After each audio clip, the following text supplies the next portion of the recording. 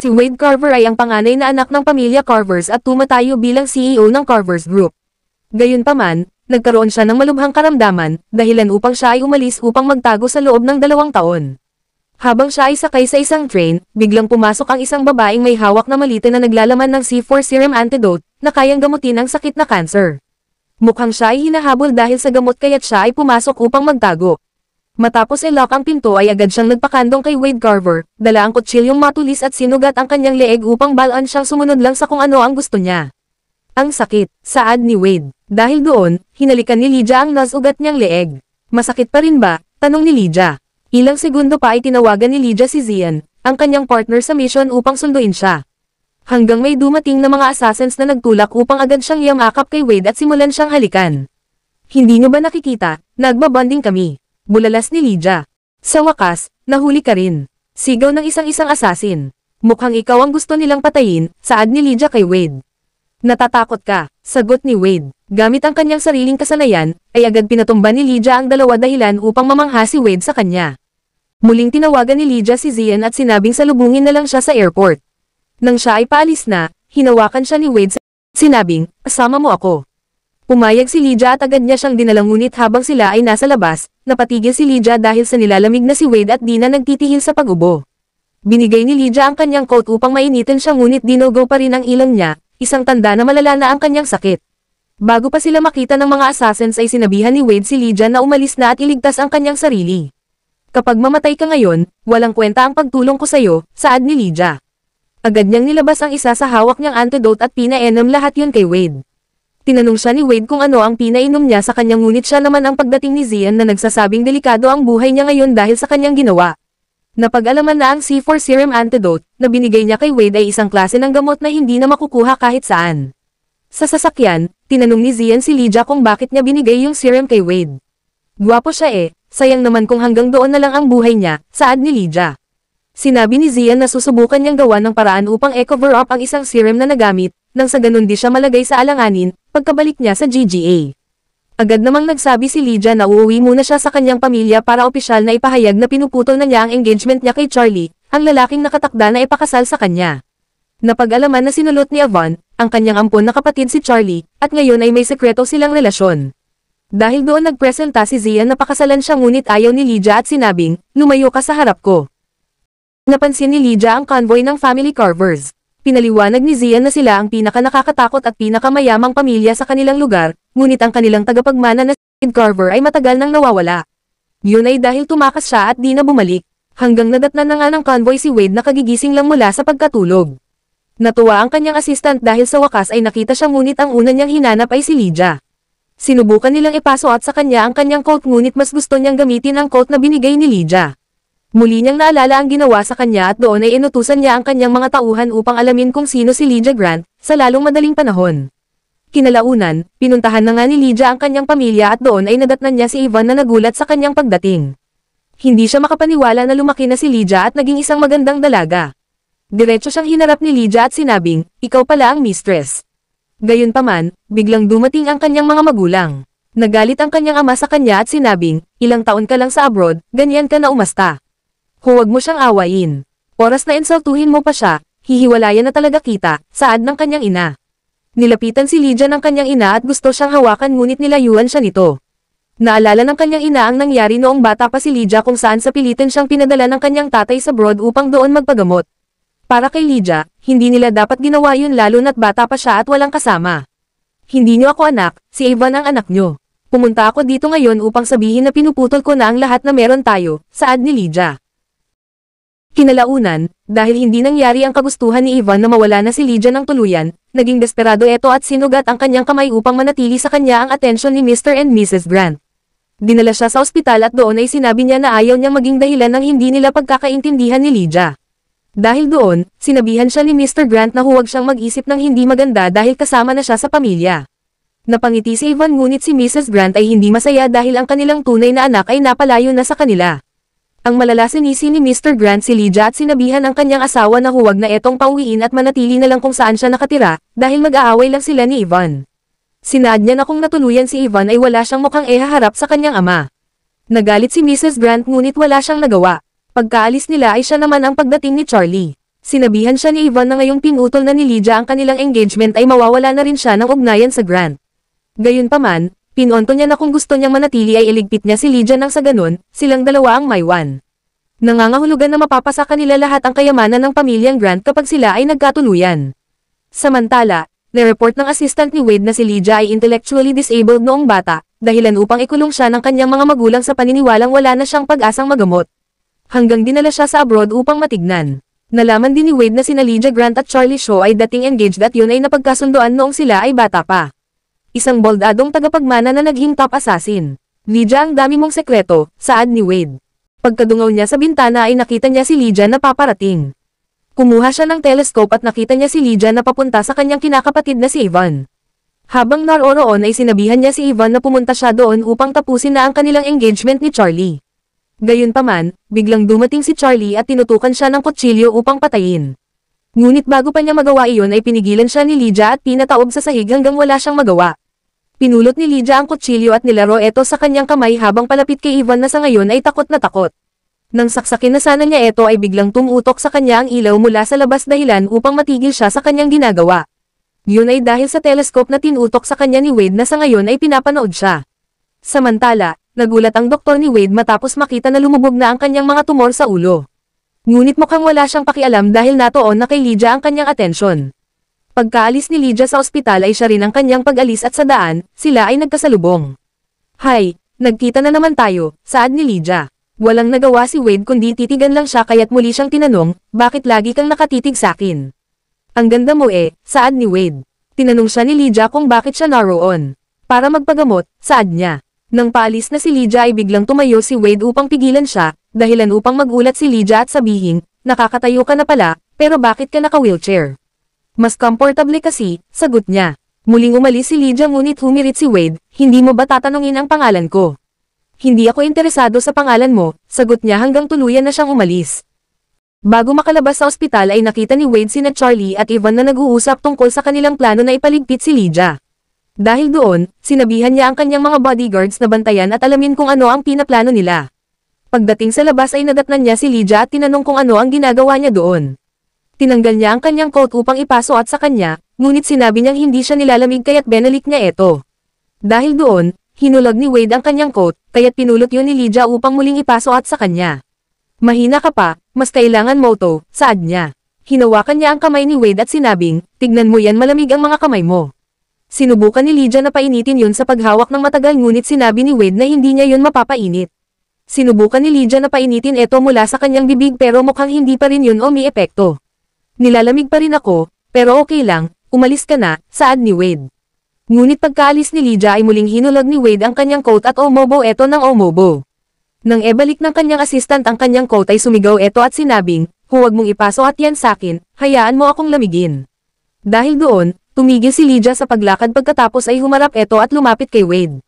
Binuksan niya ang kanyang coat dahilan upang sabihan ni Wade ang kanyang bodyguards na tumalikod. "Ano ulit pangalan mo?" tanong ni Lydia. "Ako si Wade Carver," sagot niya. "Mukhang ang tinulungan ko ay ang sikat na si Mr. Carver, tama ba?" tanong ni Lydia. Hindi siya nito sinagot kaya't binukas niya ang kanyang coat at sinabing, "Ipasok mo ang kamay mo." Hindi alam ni Wade ang kanyang gagawin kaya't hinila ni Lydia ang kanyang kamay upang ehawak sa hita niya. Pinalapit pa niya si Wade sa kanya, dahilan upang tanungin siya nito kung ginagawa din ba niya yun sa ibang lalaki. "Wala ka na doon," sagot niya. "Sumakay ka na sa sasakyan ko at hatid na kita pauwi," saad ni Wade. Habang pauwi ay nakita ni Wade ang sugat sa leeg ni Lydia na nakuha niya mula kay Charlie. Tinignan niya ito at tinanong si Lydia, "Masakit ba? Kung sabihin kong masakit, ano ang gagawin mo?" tanong niya. Lumapit si Wade upang halikan siya sa leeg ngunit sa gulat ay tinulak siya ni Lydia at sinabing, "Nababaliw ka na ba?" Hindi siya pinakawalan ni Wade at tinitigan siya mata sa mata. Muli siyang hinalikan nito na para bagang sasakalin na siya. Agad siyang tinulak ni Lydia at tinanong siya, "Anong ginagawa mo?" Gayunpaman, nauntog ang kanyang ulo at dinaing na masakit ito. Hindi siya pinansin ni Lydia kaya't sinabi niyang, "Ginaya ko lang ang ginawa mo." Nang makita siya ni Lydia na nahihirapan, hinagod niya siya at pinahiga sa kanyang binti. "Tinulak mo ako kaya't panagutan mo ito," saad ni Wade. Doon ay agad sinabihan ni Lydia ang driver na dumiretso sa ospital. Ngunit nang magising si Wade ay nagulat na lang siya nang makitang wala si Lydia. Sinabi ng driver na umalis na siya at papunta na sila sa ospital upang magpa-brain scan. Gayunpaman, hindi siya pumayag at mas pinili na puntahan si Lydia. Pagkabukas ni Lydia ng pintuan ay tumambad sa kanya si Wade. Anong ginagawa mo dito? Ang sigasig mo rin ha, saad ni Lydia. Bakit di ka gumagamit ng Zainelas? Tanong ni Wade. Kinarga siya nito at dinala sa upuan. Nang simulan niyang tanggalin ang kanyang mga butones ay tinanong siya ni Lydia. Pumunta ka ba upang matulog dito? Hindi umimak si Wade at nagpatuloy sa kanyang ginagawa. Pinunasan niya ng tuwalya ang kanyang paa pagkatapos ay hinalikan ito. Anong ginagawa mo? May sakit ka diba? Tanong ni Lydia. Oo, may sakit ako, brain cancer. Ano, dismayado ka na? Sagot ni Wade. Wade, nagpapakahirap ka na hanapin at habulin ako. Kung iniisip mo na mabibigyan pa kita ng antidote gaya ng binigay ko sa iyo dati, wala na ako noon. Saad ni Lydia. Kung di ako nagkakamali, napakahalaga sa iyo ng gamot na yun ngunit ginamit mo para isalba ang buhay ko. Hindi ako papayag na dahil doon, magiging delikado ang buhay mo, sagot ni Wade. Problema ko na yun. Huwag mo nang isipin yun at isipin mo na lang kung paano resolbahin ang sarili mong problema, saad ni Lydia. Natahimik si Wade na para bagang may gustong sabihin ngunit di niya eto masabi. Gusto mo bang matulog dito? Tanong ni Lydia. Dinala niya siya sa kwarto at sinabihang mamili ng damit upang matulog. Hinawakan siya ni Wade at sinabing, paano ka? Gusto mo ba talaga akong makatabi sa pagtulog? Tandaan mo may sakit ka. Huwag kang masyadong mag-isip, mauna ka nang magpahinga, sagot ni Lydia. Lumabas siya sa balkonahe dala ang isang bote ng wine. Habang nagmamoni-moni ay naisip niya na parehas lang sila ni Wade na noalay sa kanilang pamilya. Hanggang maalala niya ang taon kung kailan excited siyang umuwi upang epaalam sa kanyang mga magulang na wala na siyang sakit. Gayunpaman, nadatnan niya silang masaya na nagka-celebrate sa birthday ni Ivan habang ipinapalom sa lahat na si Ivan ay kanilang tunay na anak at tagapagmana ng pamilya Grant. Naisip niya na simula bata pa siya ay hindi siya pinahalagahan ng kanyang mga magulang. Nagtaka siya kung bakit noong 18 na siya ay di man lang siya hinanap bagkus binaling na kay Ivan ang kanilang atensyon. Simula noon ay inisip niya na mag-isa na lang niya sa buhay. Anobos niya ang kanyang wine, pagkatapos ay pumunta sa kama upang matulog. Ngunit bigla siyang hinarap ni Wade at para bagang may gusto siyang gawin ngunit hindi niya masabi. Hinawakan siya ni Lydia at sinabing, nilalamig ka pa rin. Agad siyang pumaebabaw at binuksan ang kanyang botones upang itapat sa kanya ang kanyang katawan, nang sa ganon mainitin din siya. Di ba ganito gusto mo? Tanong ni Lydia, sino pa ang ginawan mo ng ganito? Sagot ni Wade, hinalikan niya ang kanyang leeg at sinabing, sa ngayon, ikaw pa lang. Pwede bang tanggalin mo yung, sa ngayon? Hirit ni Wade, wala akong experience sa ganito, ngayon ko lang naranasan, dagdag niya. Dahil doon sinimulan siyang halikan ni Lydia hanggang siya ay mag-init. Biglang tumigil si Lydia at sinabing, okay na pwede ka nang matulog niyan. Ngunit bigla siyang hinagod ni Wade at sinabing gusto pa niya. Gayunpaman, sinabihan siya ni Lydia na bawal sa kanya ang sobrang magpagod, dala ng ongoing pa ang recovery niya. Sinabihan siyang magpakabait at inaya siyang matulog. Dahil doon, lumapit siya kay Lydia at natulog silang magkadikit. Samantala, nagtataka sina Charlie at Ivan kung bakit ang nag-iisang tagapagmana ng Carter ay tinulungan si Lydia. Sinaad naman ni Charlie na kung magdesisyon man si Lydia upang kuhanin lahat ng nasa kanya ay wala silang magagawa. Gusto niyang bumigay dahil natatakot siya kay Wade ngunit sinabihan siya ni Ivan na huwag sumuko at isipin ang makukuha niyang kayamanan oras na mawala si Lydia. Kinalaunan, napansin ni Lydia na tumaas ang fever ni Wade kaya't naisipan niyang lumabas upang bumili ng gamot. Ngunit sa kanyang paglabas ay may nakasalubong siyang waiter na kakaiba dahil sa maruming sapatos nito. Sa kwarto ay agad nagising si Wade at nagulat nang makitang wala si Lydia. Naghalikan na tayo at magkasamang natulog ngunit nang iwan ka na naman, saad ni Wade. Ngunit paglabas niya ay nakita niya si Lydia kasama ang isang lalaki na nakahandusay sa sahig. Sinabi ni Lydia na bibili sana siya ng gamot ngunit binalak siyang patayin ng lalaki kaya't inunahan niya ito. Sa galit ay pinagtatadyak siya ni Wade. Sinabihan siya ni Lydia na tumigil na dahil baka lumala ang sakit niya ngunit di siya pinakinggan nito. Pinamili siya ni Lydia at sinabing, ako o siya. Agad tumigil si Wade ngunit nakita niya ang sugat sa kamay ni Lydia na siya naman ang pagdating ng kanyang mga tauhan, upang kunin ang asasin. Binilin sila ni Wade na paimbestigahan ang lalaki pagkatapos ay sinabihan si Lydia na magsimula ngayon, paprotektahan niya siya. Tinuwanan siya nito at sinabing, sa lagay mong iyan, paprotektahan mo ako. Pagkabalik nila sa loob ay sinabihan ni Wade si Lydia na huwag nang ulitin ang nangyari na bigla-bigla na lang umalis at iwanan siya. Kaya mong maghanap ng mas magaganda at magagaling na babae dyan, bakit ka kumakapit sa akin? Tanong ni Lydia, dahil ikaw ang unang babaeng humalik sa akin, saad niya. Naisip ni Lydia na bilang na nga ang araw ni Wade dahil sa cancer nito kaya't gusto niyang i-spoil siya habang may pagkakataon. Sinubuan siya nito ng strawberry gamit ang kanyang bibig at nang sabihin ni Wade na gusto pa niya ay agad ginamit ni Lydia ang pagkakataon upang isubo sa kanya ang kanyang gamot. Pagkatapos ay sinabihan siyang bumalik na sa kwarto at matulog. Hinawakan ni Wade ang kanyang hita at nang hindi eto magtigil ay binuhat siya ni Lydia upang dalhin sa kwarto at sinabing, ayaw mong tumigil ha. Samantala, hindi matahimik si Mrs. Grant dahil sa hindi patas na pagtrata ng asawa niya kay Yvonne at Lydia. Napag-alaman din na ang tatay ni Yvonne ay nabaril dahil sa pagligtas kay Mr. Grant. Sa ibang lugar, kinwestiyon ni Wade ang lalaking nagtangkang patayin si Lydia noong nakaraang gabi. Nalaman niya na ang nagbayad sa kanya upang gawin yun ay walang iba kundi si Charlie Shaw. Samantala, habang magkasama sina Lydia at Wade ay tumawag si Zian upang itanong kung kailan babalik si Lydia sa GGA. Habang hinahalikan siya ni Wade ay sinabihan ni Lydia si Zian na elabas na kung ano ang pakay niya. Muli siyang tinanong kung kailan siya babalik sa trabaho at sinabi niyang babalik siya kapag naayos na niya ang problema doon. Alam ni Wade na siya ang pinag-uusapan kaya agad siyang lumayo. Doon ay binanggit ni Zian ang tungkol sa punishment na gagawin ng GGA sa kanya dahil sa isang serum na nawala niya. Sinaad ni Zian na ititigil ng GGA ang pagbigay sa kanya ng antidote sa loob ng 6 na buwan, nangangahulugan na anumang oras ay pwede siyang mamatay. Gayunpaman, in-expect na yun ni Lydia na mangyayari. Pagkatapos ng tawag ay tinanong ni Lydia si Wade dahil sa kakaibang titig nito sa kanya. Aalis ka? Tanong ni Wade. Ano ako sayo, isang laruan lang na matapos pagsawaan ay iwan na parang wala lang. Hirit ni Wade. Magsimula noon pa, ikaw ang habol ng habol sakin. Ni hindi nga tayo close. Huwag mong i-apply ang pagka-rich kid mo sa akin na lahat na lang ng iyong gusto ay nakukuha mo. Hindi ako free na kagaya mo, saad ni Lydia. Yaman ka, pwede kang pumunta kahit saan mo gusto, umalis ka na at kalimutan mo na ako, dagdag niya. Ganyan ba talaga ako kawalang kwenta sa'yo? Tanong ni Wade. Hindi na siya sinagot ni Lydia, kaya naman agad siyang nagpaalam at sinabing, sige aalis na ako at kailanman, di na ako magpapakita sa'yo. Sa ospital ay pinaalam ni Charlie kay Yvonne na hindi nagtagumpay ang kanilang planong assassination. Pinonto niya na si Lydia at Wade ay laging magkasama at ang Carver family ay pinoprotektahan si Lydia. Muling nagsabi si Charlie na huwag na nilang ituloy ang planong pagpatay ngunit nagalit si Yvonne at sinabing, gusto mo bang mamuhay tayo sa takot? Samantala, dumating ang tita ni Wade na si Gabriel at nagtataka kung ano ang pinagkakaabalahan ngayon ng kanyang pamangkin na si Wade. Ilang minuto pa ay dumating si Wade sa Carver household at binati siya ng kanilang mga tauhan. Bago pa makapasok sa loob ay sinabi ni Lucas na aligaga ang kanyang mga tito at may kanya-kanya na silang plano dahil sa 2 taon na pagkawala niya sa kumpanya. Doon ay sinabihan niya si Lucas na kunin lahat ang mga financial reports at imbitahin ang lahat ng shareholders kasama na ang kanyang mga aligagang tito para sa isang pagpupulong. Sa loob ay pinakita ni Gabriel sa kanyang lolo ang medical report ni Wade na siya ay nasa final stage na ng brain cancer.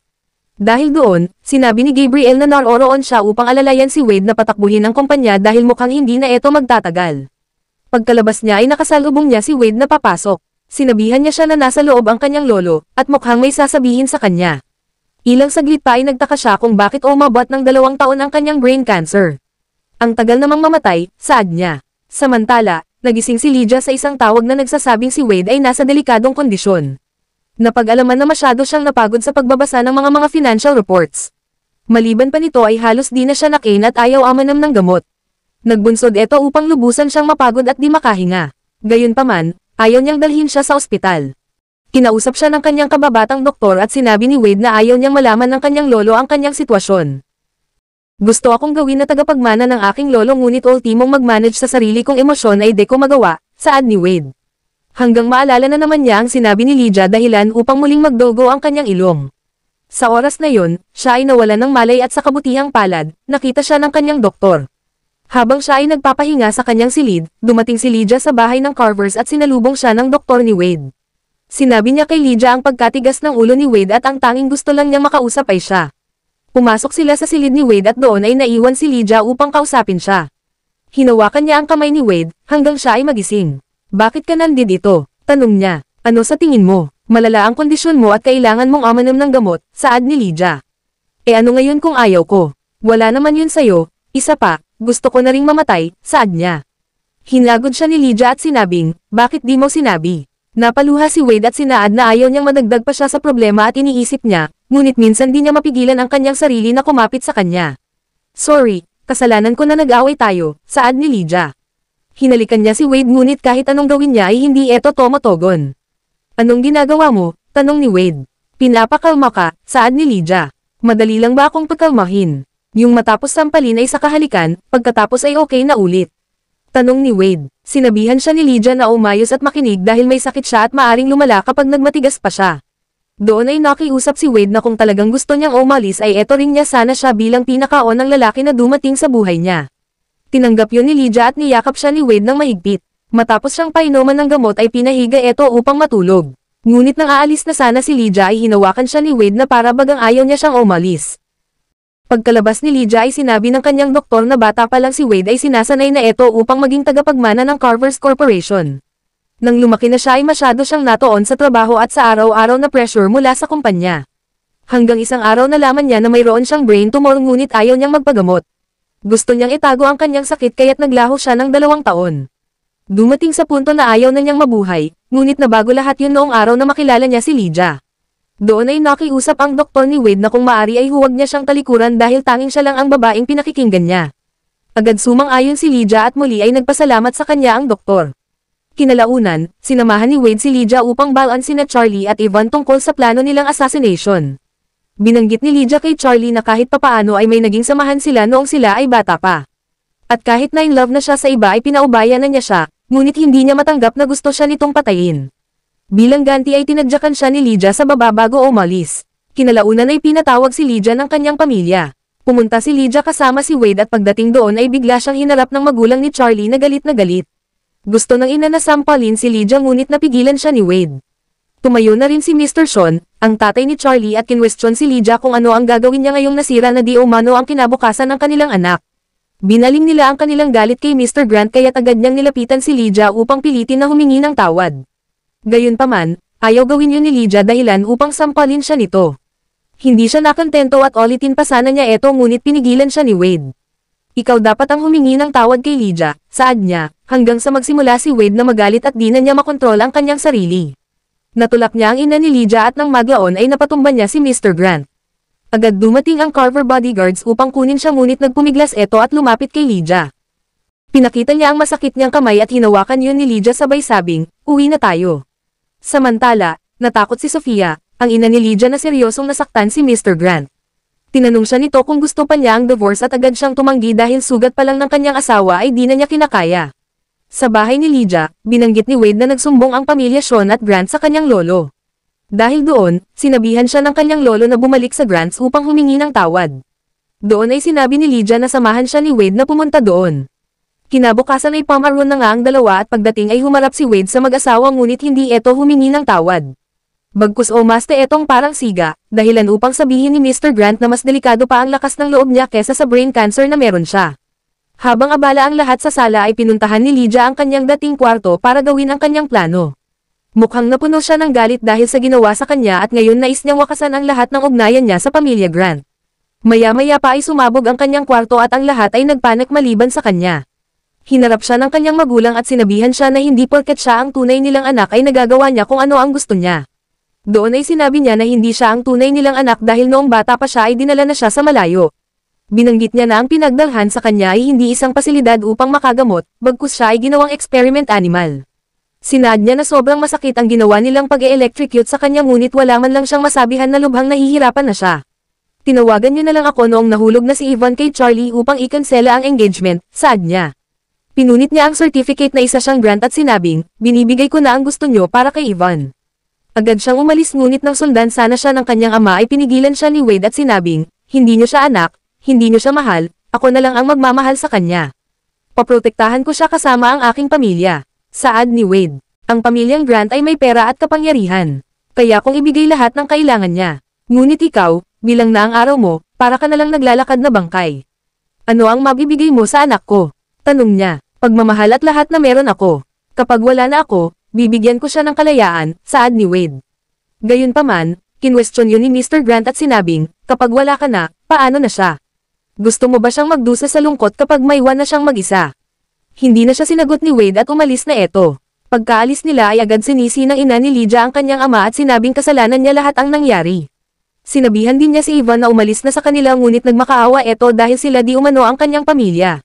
Nang aalis na siya ay pinigilan siya ni Mr. Grant dahilan upang sabihin niya na walang kwentang tumira doon kung wala naman ang kanyang tunay na anak. Pagkaalis ni Sofia ay binili ni Mr. Grant ang kanyang mga tauhan upang sekretong bantayan at protektahan siya. Sinabihan din siya na alamin ang tungkol sa sinasabing sekreto ng medical facility kung saan nilagay si Lydia upang magamot. Nang paalis na sina Lydia ay nadatnan nila si Mrs. Grant na nakapwesto na sa kanyang sasakyan. Gusto niyang sumama sa kanila ngunit tumanggi si Lydia kaya't agad siyang kumuha ng motorcycle upang gamitin. Gayunpaman, sinundan niya sila at pagdating kina Lydia ay sinubukan niyang lambingin ito upang payagan siyang matulog doon kahit isang gabi lang. Sa kasamaang palad hindi pa rin niya makuha ang loob ng kanyang anak para makabawi man lang. Dahil ayaw ni Lydia na umuwi sa kanila ay nagdesisyon si Mrs. Grant na bilhin ang buong hotel para kahit doon siya tumira ay masasabing sa kanya pa rin yun. Kinaumagahan, dinalhan siya ng paborito niyang cake ngunit sinabi ni Lydia na hindi na siya kumakain ng matamis. Para hindi mapahiya, ay kinuha iyon ni Wade. Ngunit bago siya umalis ay napansin ni Lydia na matamlay ang kanyang ina. Sinabihan siya ni Wade na siya pa rin ang kanyang ina at nararapat lang na alagaan niya siya mangyaring may nararamdaman etong hindi maganda. Hindi mo alam ang sakit na pinagdaanan ko kaya't huwag mo akong sabihan, saad ni Lydia. Hanggang napag-alaman na tino-torture ni Mrs. Grant ang kanyang sarili upang malaman kung gaano kasakit ang mga pinagdaanan ni Lydia noon. Habang kinakain ni Lydia ang cake na binigay niya ay naalala niya na yun ang kanyang paborito noong bata pa siya. Sa di malamang dahilan ay biglang sumakit ang kanyang dibdib at natapon ang cake na kinakain niya. Ngunit yun na rin ang oras na mawalan na ng malay ang kanyang ina. Hanggang marinig nila ang ingay na nagsasabing may namatay sa kabilang silid. Agad nila etong pinuntahan at nakita ni Lydia na hindi na humihinga ang kanyang ina. Siya ay nabigla at nanlumo kaya't agad siyang sinabihan ni Wade na CPR niya ito habang tatawag siya ng ambulansya. Agad siyang sinimulan ni Lydia upang CPR, at habang umiiyak ay sinabi niyang, tinikman ko na ang binigay niyong cake. Please gumising ka na. Nagmakaawa siya na huwag siyang mamatay ngunit kahit anong gawin niya ay hindi pa rin eto gumigising. Hanggang maalala niya ang nag-iisang antidote na meron siya. Agad niya yun kinuha upang ipainom sa kanyang ngunit sa kasamaang palad ay hindi pa rin siya umeepekto. Kinuha niya ang ginamit niyang pang-electric shock ngunit nang subukan niya ito ay mahina ang epekto. Naisip niya ang dating ginagawa ng mga doktor na tinatasan ang voltage kapag hindi pa rin nagigising ang pasyente. Dahil mas mataas ang voltage sa tubig, dinala niya ang kanyang ina sa bathtub upang doon siya i-revive gamit ang electric shock. Ilang saglit pa ay nagising na ito. Napaupo si Lydia sa sahig at naisip na ginagawa iyon ng kanyang ina upang mapatawad niya ito. Naisip niya na gusto niya rin siyang patawarin at binulong na magmula ngayon, hindi na niya kamumuhian ang kanyang ina. Hindi nagtagal ay dumating si Wade upang ihayag na dumating na ang ambulansya. Doon ay nakita niya si Mrs. Grant na nakapikit habang lumuluha. Habang naghihintay sa ospital, agad dumating si Mr. Grant at tinanong si Lydia kung ano ang ginawa niya sa kanyang ina. Pinigilan siya ni Wade at sinabihan na hindi yun oras upang magalit, bagkus, oras upang ipanalangin na sana ay mabuhay pa siya. Sa silid ay umiyak si Mr. Grant at humingi ng tawad kay Sofia dahil maliban sa hindi niya naprotektahan ang kanilang anak ay di rin niya nagawa sa kanya bilang kanyang asawa. Kinalaunan, tinanong ni Mr. Grant si Wade kung ano ang tunay na nangyari sa hotel. Doon ay nalaman niya na in-electrocute niya ang kanyang sarili upang makisimpatsa sa nararamdaman ni Lydia. Sa palagay ko kailangan mong humingi ng tawad kay Lydia, saad ni Wade. Anong karapatan mong sabihin yan? Ako ang tatay niya, ikaw sino ka ba? Sagot niya, sino ka rin ba? Kung Deco deserve, di mo rin deserve maging tatay niya. Nasaan ka noong panahong gustong patayin ni Yvonne at Charlie ang anak mo? Sigaw ni Wade. Napaisip si Mr. Grant sa kanyang narinig at tinapik siya sa balikat. Bata, barang nagugustuhan na kita. Pakipaliwanag ng maigi ang sinasabi mo tungkol sa ginawa ni na Charlie at Yvonne, saad niya. Doon ay pinarinig ni Wade ang recording kung saan pinag-uusapan ng dalawa ang pagligpit kay Lydia at kung ano ang makukuha nila pagkatapos.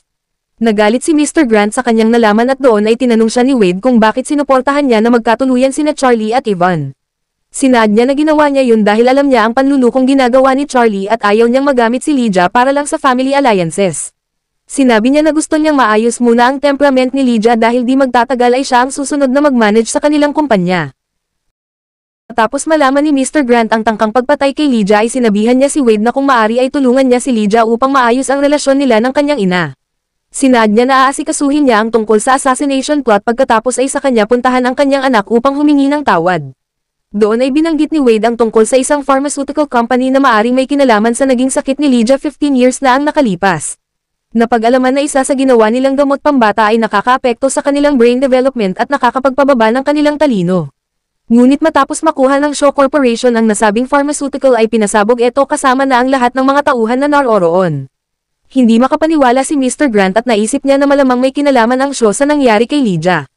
Kinalaunan, umuwi sina Lydia at Wade ngunit habang papasok ay nahihilo na si Lydia at nagdurugo ang ilong. Ayaw niya itong makita ni Wade kaya't sinabihan niya siya na gusto muna niyang mapag-isa. Sinara niya ang pinto at habang kinakatok eto ni Wade ay nakita niya ang dugo na nanabahid sa pintuan. Agad tinawagan ni Wade ang admin ng hotel para buksan ang pinto. Napag-alaman na kinakailangan niyang uminom ng antidote at kung hindi ay maari siyang mamatay. Gayunpaman, Ang natitira niyang gamot ay binigay na niya sa kanyang ina, nangangahulugan na anumang oras ay pwede na siyang mawala. Pagpasok ni Wade ay nakita niya ang kalagayan ni Lydia at agad niya siyang hinawakan sa mukha. Narito ako para sa'yo, saad ni Wade. Sinabi niya na dalhin na siya sa ospital ngunit tumanggi si Lydia at sinabing mas gusto niyang matulog at magpahinga. Agad siyang binuhat ni Wade upang dalhin sa kama, pagkatapos ay naghanap siya ng tuwalya upang pamunas sa kanyang dugo ang mukha.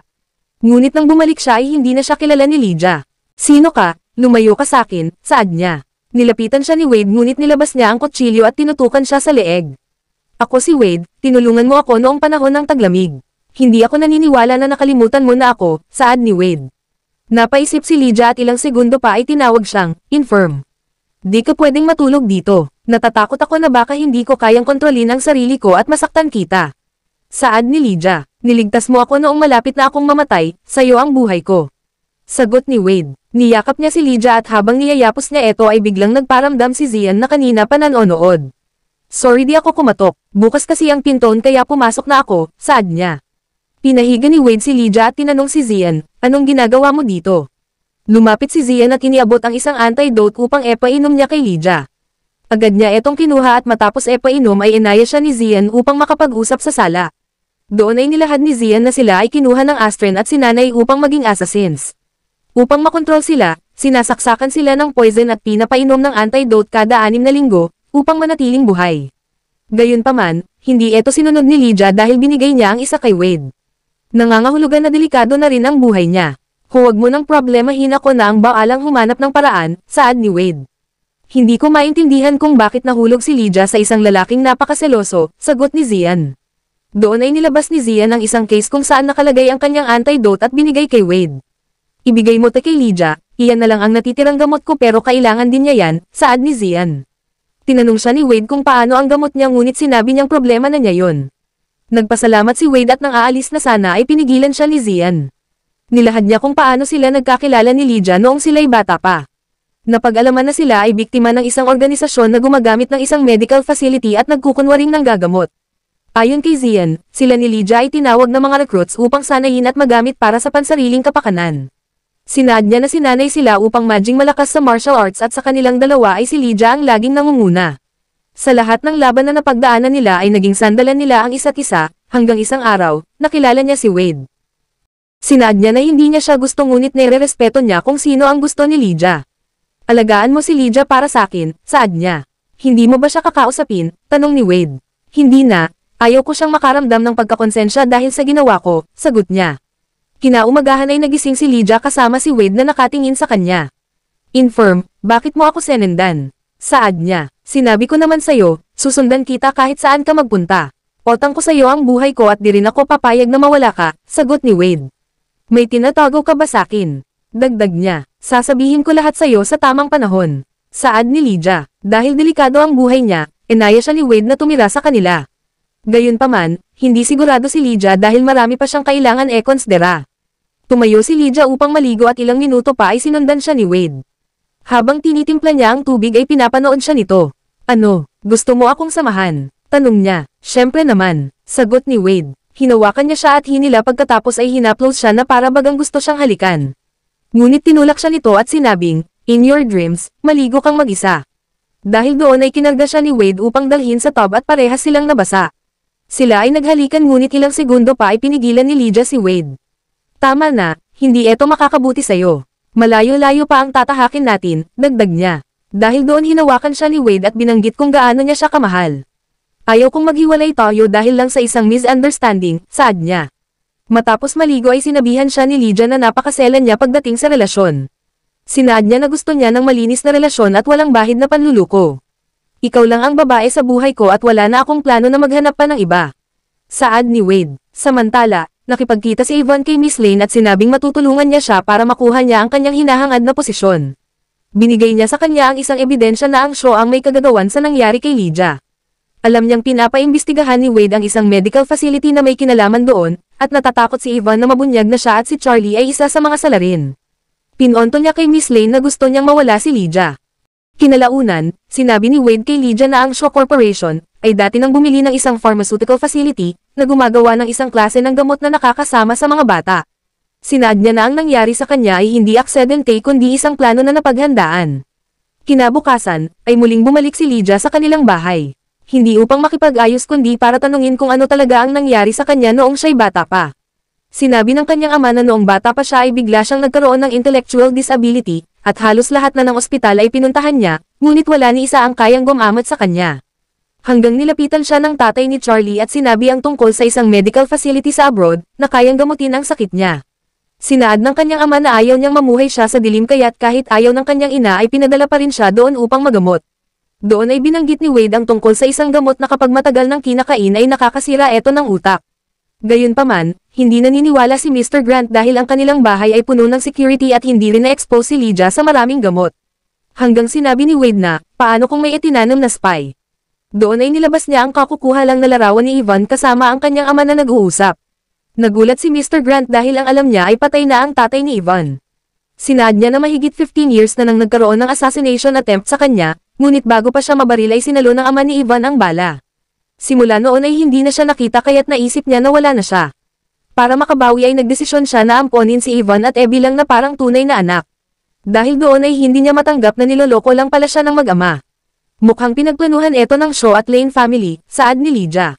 Dahil doon, sinabi ni Mr. Grant na gusto niyang pumunta upang maningil. Ngunit pagkalabas nila ay nakasalubong nila si Mrs. Grant na hawak ang isang teddy bear katulad ng hawak ni Lydia noon bago umalis. Sino kayo? Saad niya. Tinanong ni Lydia kung ano ang nangyari sa kanya at sinabi ni Mr. Grant na nagkaroon siya ng selective amnesia.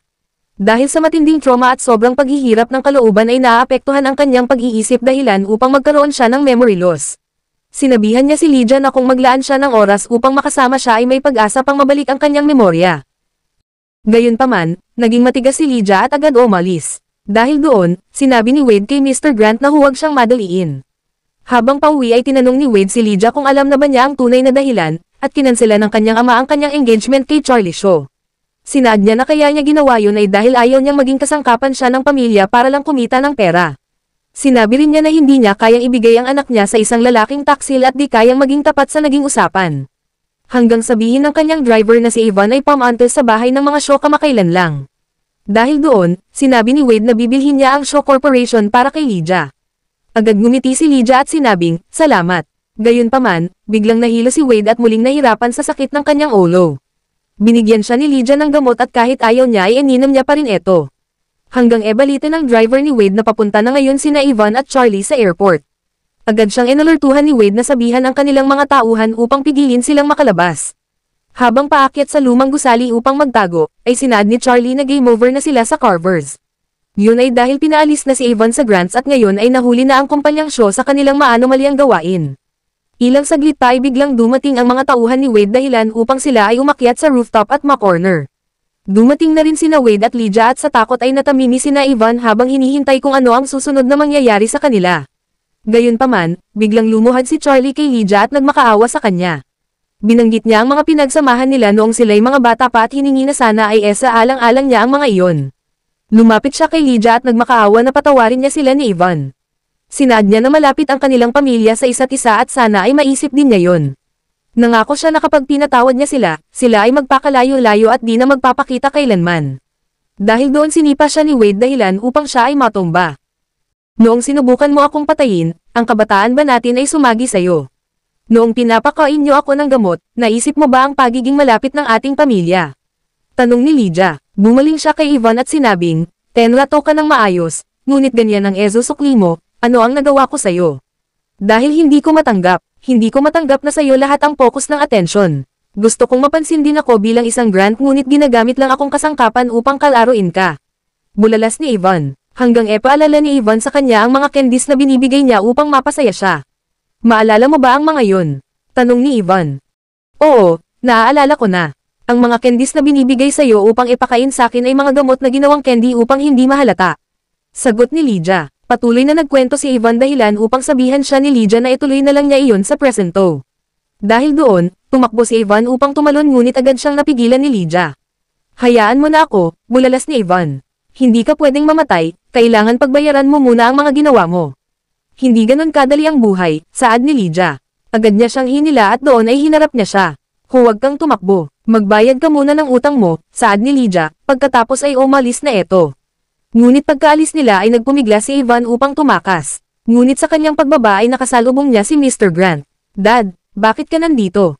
Tanong niya. Alam ko na ang lahat ng pinagagawa mo, huwag ka nang magmaang-maangan pa, sagot ni Mr. Grant. Agad nagmakaawa si Ivan at humingi ng tawad sa kanyang nagawa. Unti-unti siyang lumapit kay Mr. Grant at nang makakuha ng tiempo ay sinaksak niya ito sa tagiliran. Habang siya ay nag-aagaw buhay, dumating ang mga tauhan ni Wade upang tulungan siya at para hulihin si Ivan. Habang sina Lydia at Wade ay pauwi na sa hotel, biglang tumawag si Lucas na umiiyak at sinabing patay na ang kanyang lolo. Agad silang pumunta sa Carvers ngunit hinarang sila ng kanyang tita na nagsabing kinik out na siya ng kanyang lolo habang siya ay di umuwi.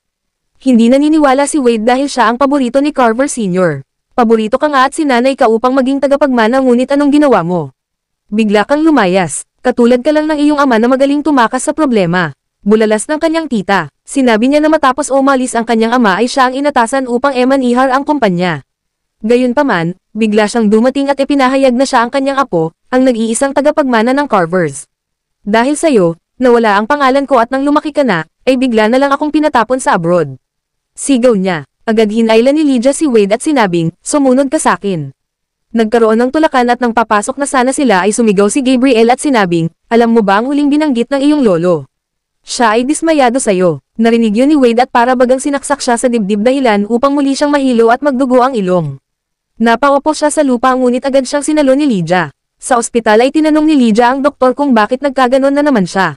Sinabi ng doktor na muling lumaki ang kanyang tumor kaya't muling nagkaproblema.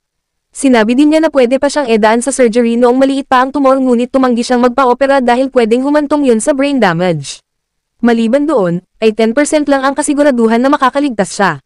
Habang napapaluha si Lydia ay onti-onting gumising si Wade at agad namang nagpaalam ang kanyang doktor.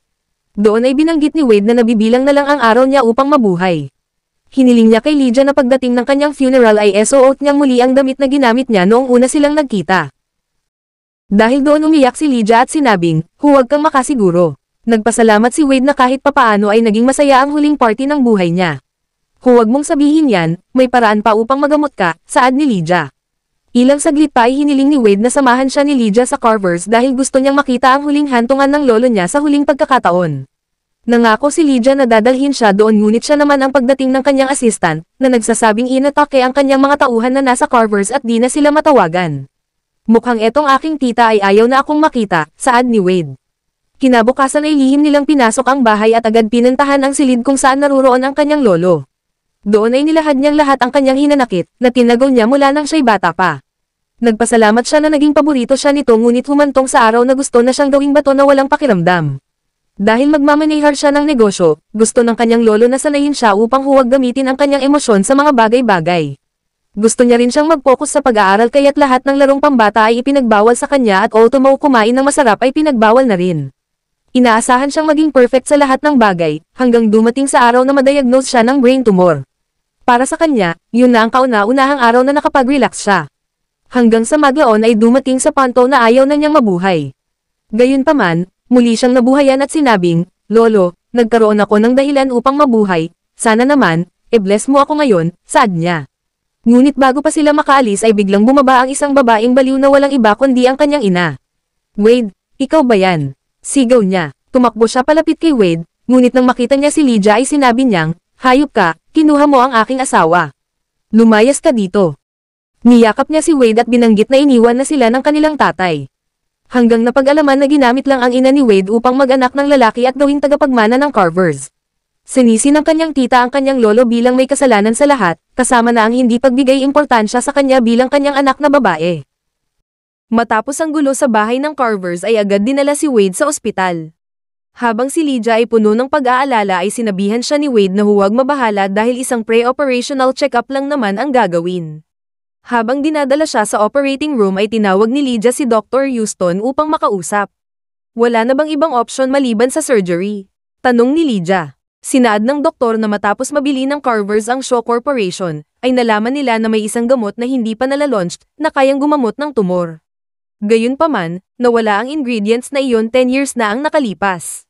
Doon ay naalala ni Lydia ang mga candies na binigay sa kanya dati ni Ivan. Agad siyang nagpaalam para kunin at binili ng doktor na huwag munang operahan si Wade.